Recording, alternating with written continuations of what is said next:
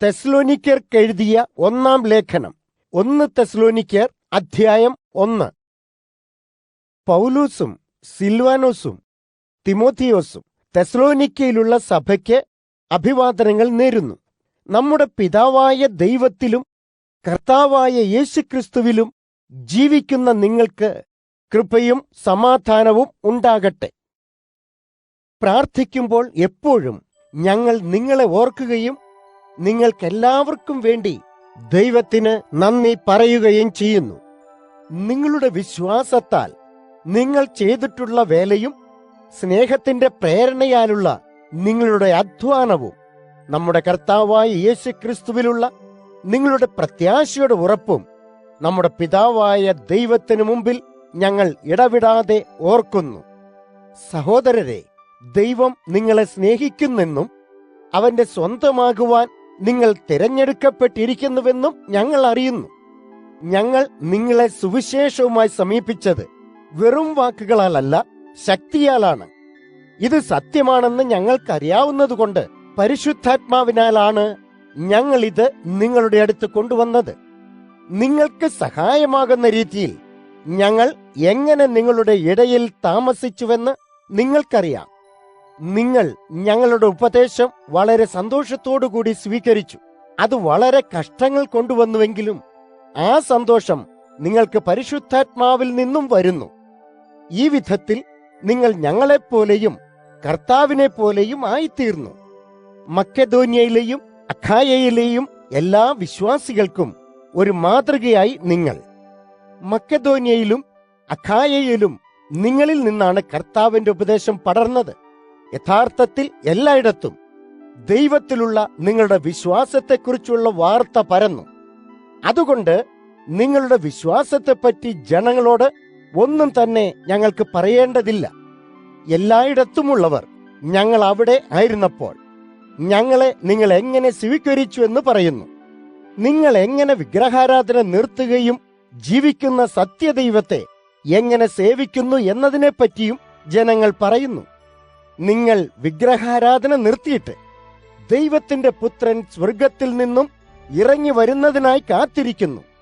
ദൈവം ആ പുത്രനെ മരണത്തിൽ നിന്നും ഉയർത്തെഴുന്നേൽപ്പിച്ചു. വരുവാനിരിക്കുന്ന ദൈവത്തിന്റെ കോപത്തോടുള്ള ന്യായവിധിയിൽ നിന്നും നമ്മെ രക്ഷിക്കുന്നത് അവനാണ്, യേശു. 1 തെസ്സലോനിക്കർ അധ്യായം 2. സഹോദരരെ, നിങ്ങൾക്കറിയാം നിങ്ങളുടെ ഇടയിലേക്ക് ഞങ്ങൾ നടത്തിയ സന്ദർശനം പരാജയമല്ലായിരുന്നു എന്ന്. നിങ്ങളുടെ അടുത്തേക്ക് വരുന്നതിന് മുമ്പ് ഫിലിപ്പിയിൽ ഞങ്ങൾ ഏറെ കഷ്ടം സഹിച്ചു. അവിടുള്ളവർ ഞങ്ങളെ നിന്ദിച്ചതൊക്കെ നിങ്ങൾക്കറിയാം. ഞങ്ങൾ നിങ്ങളുടെ അടുത്തേക്ക് വന്നപ്പോൾ വളരെ ആളുകളും ഞങ്ങൾക്കെതിരായിരുന്നു. എന്നാൽ ദൈവം ഞങ്ങളെ ധൈര്യശാലികളാക്കുകയും അവന്റെ സുവിശേഷം നിങ്ങളെ അറിയിക്കുവാൻ സഹായിക്കുകയും ചെയ്തു. ഞങ്ങൾ ജനങ്ങളെ ധൈര്യപ്പെടുത്തുന്നു. ആരും ഞങ്ങളെ വിഡ്ഢികളാക്കിയില്ല. ഞങ്ങൾ ദുഷ്ടരോ ജനങ്ങളെ വഞ്ചിക്കുന്നവരോ അല്ല. ഇക്കാര്യങ്ങളൊന്നുമല്ല ഞങ്ങൾ ചെയ്യേണ്ടത് ചെയ്യുന്നതിനുള്ള കാരണങ്ങൾ. സുവിശേഷം പറയുന്നതിനായി ദൈവം ഞങ്ങളെ പരീക്ഷിച്ച് വിശ്വസിച്ചതുകൊണ്ടാണ് ഞങ്ങൾ സുവിശേഷം പ്രസംഗിക്കുന്നത്. അതിനാൽ ഞങ്ങൾ പ്രസംഗിക്കുമ്പോൾ ഞങ്ങൾ മനുഷ്യരെ സംപ്രീതരാക്കാൻ ശ്രമിക്കുന്നില്ല. ഞങ്ങൾ ദൈവത്തെയാണ് പ്രീതിപ്പെടുത്തുവാൻ ശ്രമിക്കുന്നത്. ഞങ്ങളുടെ ഹൃദയങ്ങളെ സൂക്ഷ്മ നിരീക്ഷണം ചെയ്യുന്നവനാണ് ദൈവം. നിങ്ങളെപ്പറ്റി നല്ല കാര്യങ്ങൾ പറഞ്ഞ് നിങ്ങളെ സ്വാധീനിക്കാൻ ഒരിക്കലും ഞങ്ങൾ ശ്രമിച്ചില്ല എന്ന് നിങ്ങൾക്കറിയാം. നിങ്ങളുടെ പണം കൈവശമാക്കുവാനായി ഞങ്ങൾ ശ്രമിച്ചിരുന്നില്ല. നിങ്ങളിൽ നിന്ന് മറച്ചുവെക്കാൻ ഞങ്ങൾക്ക് സ്വാർത്ഥതയുമില്ലായിരുന്നു. ഇത് സത്യമാണെന്ന് ദൈവത്തിനറിയാം. ഞങ്ങൾ നിങ്ങളിൽ നിന്നോ മറ്റാരിൽ നിന്നോ ഒരു പ്രശംസയും തേടിയില്ല. ഞങ്ങൾ ക്രിസ്തുവിന്റെ അപ്പോസ്തലരാണ്. അതുകൊണ്ട് ഞങ്ങൾ നിങ്ങളുടെ അടുത്തായിരുന്നപ്പോൾ കാര്യങ്ങൾ ചെയ്യിക്കുന്നതിനായി അധികാരം ഞങ്ങൾക്ക് ഉപയോഗിക്കാമായിരുന്നു. എന്നാൽ ഞങ്ങൾ നിങ്ങളോട് വളരെ സൗമ്യരായിരുന്നു. തന്റെ മക്കളെ കരുതുന്ന ഒരു അമ്മയെപ്പോലെയായിരുന്നു ഞങ്ങൾ. ഞങ്ങൾ നിങ്ങളെ ഏറെ സ്നേഹിച്ചു. അതിനാൽ ദൈവത്തിന്റെ സുവിശേഷം നിങ്ങളുമായി പങ്കുവെക്കുന്നതിൽ ഞങ്ങൾ വളരെ സന്തുഷ്ടരായിരുന്നു. അതുമാത്രമല്ല, ഞങ്ങളുടെ ജീവനെ കൂടി പങ്കുവെക്കുന്നതിൽ ഞങ്ങൾക്ക് സന്തോഷമായിരുന്നു. സഹോദരരെ, ഞങ്ങൾ എന്തുമാത്രം കഠിനാധ്വാനം ചെയ്തു എന്ന് നിങ്ങൾ ഓർമ്മിക്കുമെന്ന് ഞങ്ങൾക്കറിയാം. രാപ്പകൽ ഞങ്ങൾ അധ്വാനിച്ചു നിങ്ങളോട് സുവിശേഷം പ്രസംഗിച്ചപ്പോൾ ഞങ്ങൾക്ക് പണം തന്ന് നിങ്ങൾക്ക് ഭാരമുണ്ടാക്കാൻ ഞങ്ങൾ ആഗ്രഹിച്ചില്ല. ഞങ്ങൾ വിശ്വാസികളായ നിങ്ങളുടെ ഇടയിലായിരുന്നപ്പോൾ തെറ്റുകളില്ലാത്ത പരിശുദ്ധമായ നല്ല ജീവിതമായിരുന്നു ജീവിച്ചത്. ഇത് ശരിയാണെന്ന് നിങ്ങൾക്കും ദൈവത്തിനും അറിയാം.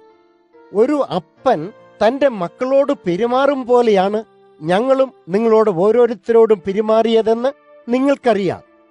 ദൈവത്തെ പ്രസാദിപ്പിക്കുന്നതിന്, ഒരു നല്ല ജീവിതം ജീവിക്കുന്നതിന് ഞങ്ങൾ നിങ്ങളെ ശക്തിപ്പെടുത്തുകയും ആശ്വസിപ്പിക്കുകയും പ്രോത്സാഹിപ്പിക്കുകയും ചെയ്തു. തന്റെ രാജ്യത്തിലേക്കും മഹത്വത്തിലേക്കും നിങ്ങളെ വിളിച്ചിരിക്കുന്നു.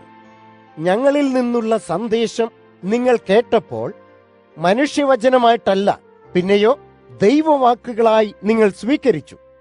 യഥാർത്ഥമായി അതങ്ങനെയാണ്. ദൈവത്തിന്റെ ദൂത് വിശ്വസിക്കുന്ന നിങ്ങളിൽ ആ സന്ദേശം പ്രവർത്തിക്കുന്നു. സഹോദരരെ, യഹൂദ്യയിൽ ക്രിസ്തുവിലുള്ള ദൈവത്തിന്റെ സഭകൾ പോലെയാണ് നിങ്ങളും. യഹൂദ്യയിലുള്ളവർ ഇതര യഹൂദരിൽ നിന്നും കഷ്ടം സഹിച്ചതുപോലെ നിങ്ങളും നിങ്ങളുടെ സ്വരാജ്യക്കാരിൽ നിന്നും അതുപോലെ കഷ്ടം സഹിച്ചു. ആ യഹൂദർ കർത്താവായ യേശുവിനെയും പ്രവാചകന്മാരെയും കൊന്നു. ആ യഹൂദർ യഹൂദ്യ വിട്ടു പോരാൻ നമ്മിൽ സമ്മർദ്ദം ചെലുത്തി. അവർ ദൈവത്തെ പ്രീതിപ്പെടുത്താത്തവരും സകല ജനതയ്ക്കും എതിരായിരിക്കുന്നവരുമാണ്. ജാതികൾ രക്ഷിക്കപ്പെടുന്നതിനായി ഞങ്ങൾ അവരെ പഠിപ്പിക്കുന്നു. എന്നാൽ ആ യഹൂദർ നേരത്തെ തന്നെയുള്ള പാപത്തിനു മീതെ ഏറെ പാപം കൂട്ടുകയാണ് ചെയ്യുന്നത്. ദൈവകോപം പൂർണ്ണമായി അവരിൽ വന്നിരിക്കുന്നു. സഹോദരരെ, അല്പകാലം ഞങ്ങൾ നിങ്ങളിൽ നിന്നും വേർപിരിക്കപ്പെട്ടു. ഞങ്ങൾ അവിടെ ഇല്ലായിരുന്നുവെങ്കിലും ഞങ്ങളുടെ വിചാരങ്ങൾ നിങ്ങൾക്കൊപ്പമുണ്ടായിരുന്നു. ഞങ്ങൾ നിങ്ങളെ കാണാനായി ആഗ്രഹിച്ചു. അങ്ങനെ ചെയ്യുവാനായി ഞങ്ങൾ വളരെ പരിശ്രമിക്കുകയും ചെയ്തു. അതെ, നിങ്ങളുടെ അടുത്തു വരാൻ ഞാൻ ആഗ്രഹിച്ചു. ഞാൻ പൗലോസ് സത്യമായും വരാൻ പലതവണ ആഗ്രഹിച്ചുവെങ്കിലും സാത്താൻ ഞങ്ങളെ തടഞ്ഞു. നിങ്ങൾ ഞങ്ങളുടെ പ്രത്യാശയും ഞങ്ങളുടെ സന്തോഷവും കിരീടവുമായതിൽ നമ്മുടെ കർത്താവായ യേശു വരുമ്പോൾ ഞങ്ങൾക്ക് അഭിമാനമുണ്ടാകും. സത്യമായും നിങ്ങളാണ് ഞങ്ങളുടെ മഹത്വവും ഞങ്ങളുടെ സന്തോഷവും. 1 തെസ്സലോനിക്കർ അധ്യായം 3. ഞങ്ങൾക്ക് നിങ്ങളുടെ സമീപം വരുവാൻ കഴിഞ്ഞില്ല, എന്നാൽ ഇനിയും കാത്തിരിക്കുന്നത് വളരെ പ്രയാസമുള്ളതായിരിക്കുന്നു. ആകയാൽ തിമോഥെയോസിനെ നിങ്ങളുടെ അടുത്തേക്ക് അയക്കാനും ഏതൻസിൽ തനിയെ താമസിക്കുവാനും തീരുമാനിച്ചു. തിമോഥെയോസ് ഞങ്ങളുടെ സഹോദരനാണ്. ക്രിസ്തുവിനെ പറ്റിയുള്ള സുവിശേഷം മനുഷ്യരെ അറിയിക്കുന്നതിന് അവൻ ദൈവത്തിനു വേണ്ടി ഞങ്ങളോട് ചേർന്ന് പ്രവർത്തിക്കുന്നു. അവൻ ഞങ്ങളെ സഹായിക്കുന്നു. നിങ്ങളെ വിശ്വാസത്തിൽ ബലപ്പെടുത്താനും പ്രോത്സാഹിപ്പിക്കാനും അവന് കഴിയും എന്നുള്ളതുകൊണ്ട് തിമോഥെയോസിനെ ഞങ്ങൾ അയച്ചു. നിങ്ങളിൽ ആരും തന്നെ ഞങ്ങളുടെ ഈ കഷ്ടപ്പാടുകൾ മൂലം വിശ്വാസത്തിൽ നിന്നും പിന്തിരിഞ്ഞു പോകാതിരിക്കാനായി തിമോഥെയോസിനെ ഞങ്ങൾ അയച്ചു. ഈ പ്രശ്നങ്ങളെല്ലാം നമ്മൾക്കുണ്ടാകാൻ പോകുന്നു എന്നുള്ളത് നിങ്ങൾക്ക് തന്നെ അറിയാം. ഞങ്ങൾ നിങ്ങളോടൊപ്പം ഉണ്ടായിരുന്നപ്പോൾ തന്നെ പറഞ്ഞിട്ടുണ്ട്. നമ്മൾ എല്ലാവരും വളരെയധികം സഹിക്കേണ്ടതായുണ്ടെന്ന്. ഞങ്ങൾ പറഞ്ഞതുപോലെ സംഭവിച്ചുവെന്ന് നിങ്ങൾക്കറിയാം. അതുകൊണ്ട് തിമോഥെയോസിനെ അയക്കുന്നതുവഴി നിങ്ങളുടെ വിശ്വാസത്തെപ്പറ്റി എനിക്ക് മനസ്സിലാക്കുകയും ചെയ്യാം. കാത്തിരിക്കാൻ ഇനി ഒട്ടും പറ്റില്ല എന്നായപ്പോഴാണ് ഞാൻ അവനെ അയച്ചത്. പ്രലോഭിപ്പിക്കുന്നവന്റെ പ്രലോഭനങ്ങളിൽ നിങ്ങൾ അകപ്പെട്ടു. ഞങ്ങളുടെ കഠിനാധ്വാനം നിഷ്ഫലമാക്കിയോ എന്ന് ഞാൻ ഭയപ്പെട്ടിരുന്നു.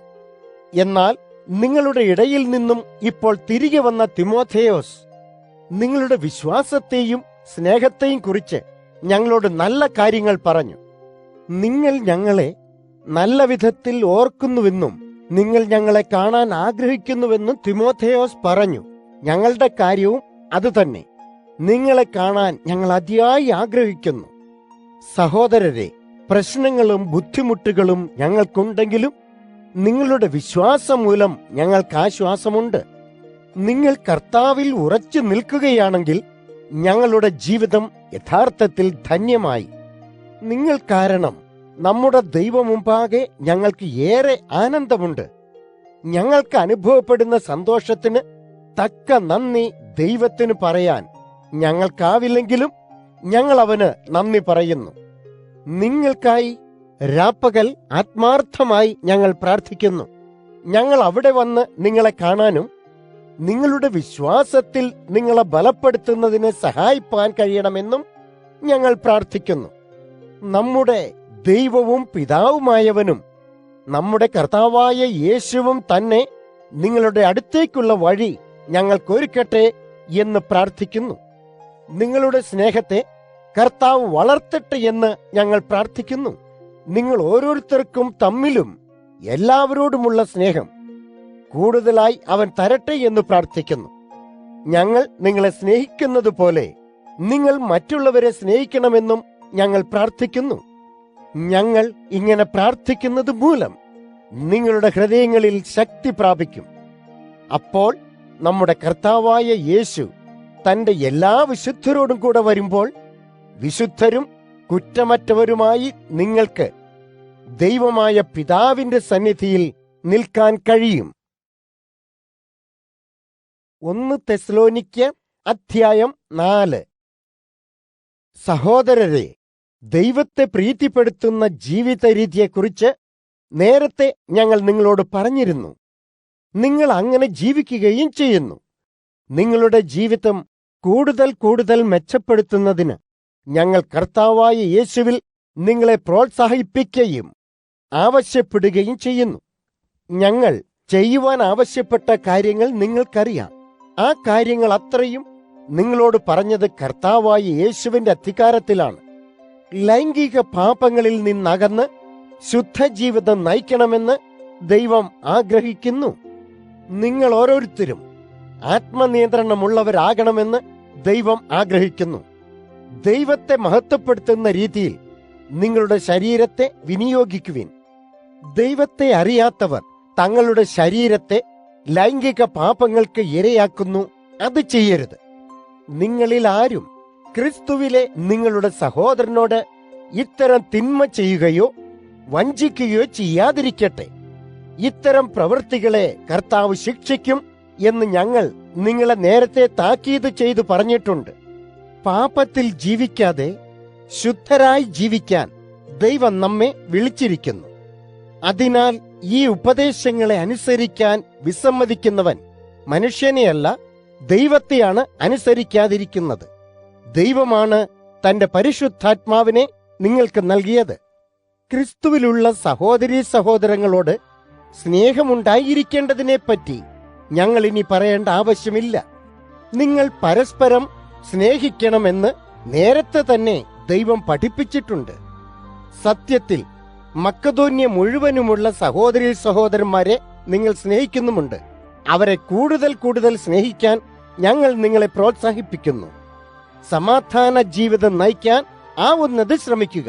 നിങ്ങളുടെ സ്വന്തം ചുമതലകൾ ചെയ്യുവിൻ.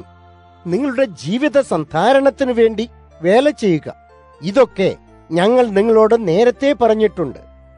നിങ്ങൾ ഇതൊക്കെ ചെയ്യുകയാണെങ്കിൽ അവിശ്വാസികൾ നിങ്ങളുടെ ജീവിത രീതിയെക്കുറിച്ച് ബഹുമാനമുള്ളവരാകും.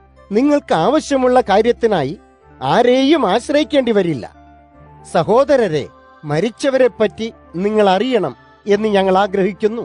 പ്രത്യാശയില്ലാത്തവരെ പോലെ നിങ്ങൾ ദുഃഖിതരാകരുതെന്ന് ഞങ്ങൾ ആഗ്രഹിക്കുന്നു. ക്രിസ്തു മരിച്ചിട്ട് ഉത്ഥാനം ചെയ്തുവെന്ന് നമ്മൾ വിശ്വസിക്കുന്നു.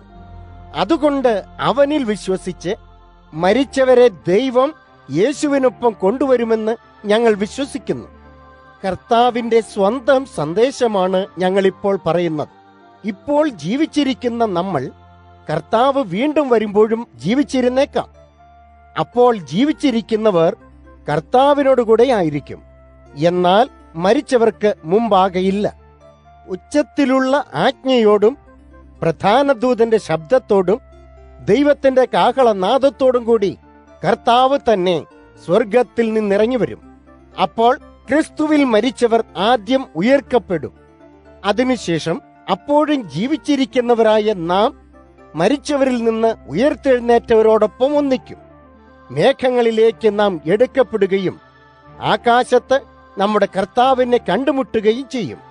പിന്നെ എന്നും നാം കർത്താവിനോടുകൂടെ ആയിരിക്കും. അതുകൊണ്ട് ഈ വാക്കുകളാൽ പരസ്പരം സമാശ്വസിപ്പിക്കുവിൻ. 1 തെസ്സലോനിക്കർ അധ്യായം 5. സഹോദരീ സഹോദരന്മാരെ, കർത്താവിന്റെ വരവിന്റെ സമയത്തെക്കുറിച്ചോ തീയതിയെക്കുറിച്ചോ ഇപ്പോൾ ഞങ്ങൾ നിങ്ങൾക്ക് എഴുതേണ്ടതില്ലല്ലോ. രാത്രിയിൽ വരുന്ന കള്ളനെപ്പോലെ കർത്താവിന്റെ പുനരാഗമനം വിസ്മയപൂരിതമായിരിക്കുമെന്ന് നിങ്ങൾക്കറിയാം. ഞങ്ങൾക്ക് സമാധാനവും സുരക്ഷയും ഉണ്ട് എന്ന് ജനങ്ങൾ പറയും. ആ സമയത്ത് പെട്ടെന്നുള്ള നശീകരണം അവരിലേക്ക് വരും. നാശം പ്രസവവേദന പോലെയായിരിക്കും. അവർ രക്ഷപ്പെടുകയുമില്ല. എന്നാൽ സഹോദരരെ, നിങ്ങൾ ഇരുട്ടിലല്ല ജീവിക്കുന്നത്. അതുകൊണ്ട് ഒരു കള്ളനെപ്പോലെ ആ ദിവസം നിങ്ങളെ ആശ്ചര്യപ്പെടുത്തുകയില്ല. പകലിനുള്ളവരാണ് നിങ്ങൾ. നമ്മൾ രാത്രിക്കോ അന്ധകാരത്തിനോ ഉള്ളവരല്ല. അതിനാൽ മറ്റുള്ളവരെ പോലെ നമ്മൾ ഉറങ്ങരുത്. ആത്മനിയന്ത്രണത്തോടെ ഉണർന്നിരിക്കണം. ഉറങ്ങുന്നവൻ രാത്രിയിൽ ഉറങ്ങുന്നു, മദ്യപിക്കുന്നവർ രാത്രിയിൽ മദ്യപിക്കുന്നു. നമ്മൾ പകലിൻ്റേതായതുകൊണ്ട് നാം നമ്മെ തന്നെ നിയന്ത്രിക്കണം. നമ്മെ സംരക്ഷിക്കുവാനായി വിശ്വാസവും സ്നേഹവും നാം ധരിക്കണം. രക്ഷയുടെ പ്രത്യാശ നമ്മുടെ പടത്തൊപ്പിയാകണം. ദൈവകോപത്തിന് ഇരയാകാൻ നമ്മെ ദൈവം തിരഞ്ഞെടുത്തില്ല. നമ്മുടെ കർത്താവായ യേശുക്രിസ്തു വഴി രക്ഷ പ്രാപിക്കാനാണ് ദൈവം നമ്മെ തിരഞ്ഞെടുത്തിരിക്കുന്നത്. അവന്റെ കൂടെ ജീവിക്കുന്നതിനു വേണ്ടി യേശു നമുക്കായി മരിച്ചു. ക്രിസ്തു വരുമ്പോൾ നാം ജീവിച്ചിരിപ്പുണ്ടോ മരിച്ചോ എന്നുള്ളതൊന്നും പ്രധാനമല്ല. നിങ്ങൾ ഇപ്പോൾ ചെയ്യുന്നത് പോലെ പരസ്പരം ആശ്വസിപ്പിച്ചും ശക്തി പകർന്നും ഇരിക്കുവിൻ. സഹോദരരെ, നിങ്ങളുടെ ഒപ്പം കഠിനമായി യത്നിച്ചു നിങ്ങളെ നയിക്കുകയും പഠിപ്പിക്കുകയും ചെയ്യുന്നവരെയും ബഹുമാനിക്കണം. ഏറെ സ്നേഹത്താൽ അവർ ചെയ്യുന്ന പ്രവൃത്തികളെ പ്രതി അവരെ ബഹുമാനിക്കുവിൻ. പരസ്പരം സമാധാനത്തിൽ പ്രവർത്തിക്കുക. ജോലി ചെയ്യാത്തവരെ താക്കീത് ചെയ്യാൻ സഹോദരങ്ങളെ നിങ്ങളോട് ഞാൻ ആവശ്യപ്പെടുന്നു. ഭീരുക്കളെ പ്രോത്സാഹിപ്പിക്കുക.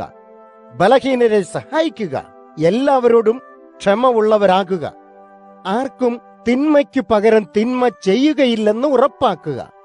എന്നാൽ തമ്മിലും എല്ലാവർക്കും എപ്പോഴും നന്മ ചെയ്യുക. എപ്പോഴും സന്തോഷപൂരിതരാകുവിൻ. പ്രാർത്ഥിക്കുന്നത് ഒരിക്കലും നിർത്തരുത്.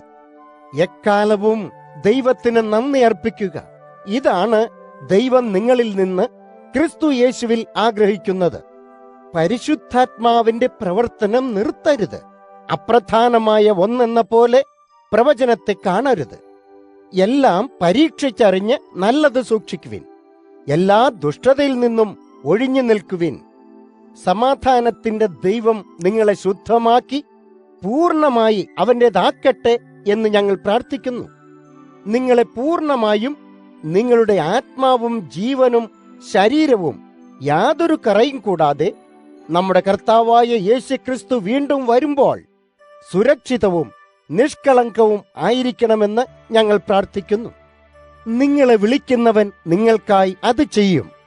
നിങ്ങൾക്ക് അവനെ വിശ്വസിക്കാം. സഹോദരരെ, ഞങ്ങൾക്കായി പ്രാർത്ഥിക്കുവിൻ. നിങ്ങൾ കണ്ടുമുട്ടുമ്പോൾ എല്ലാ സഹോദരരും ഒരു വിശുദ്ധ ചുംബനം നൽകട്ടെ. കർത്താവിന്റെ അധികാരത്താൽ ഞാൻ നിങ്ങളോട് പറയുന്നു, എല്ലാ സഹോദരന്മാരും ഈ കത്ത് വായിച്ചിരിക്കണം. നമ്മുടെ കർത്താവായ യേശുക്രിസ്തുവിന്റെ കൃപ നിങ്ങളോടൊപ്പം ഉണ്ടാകട്ടെ.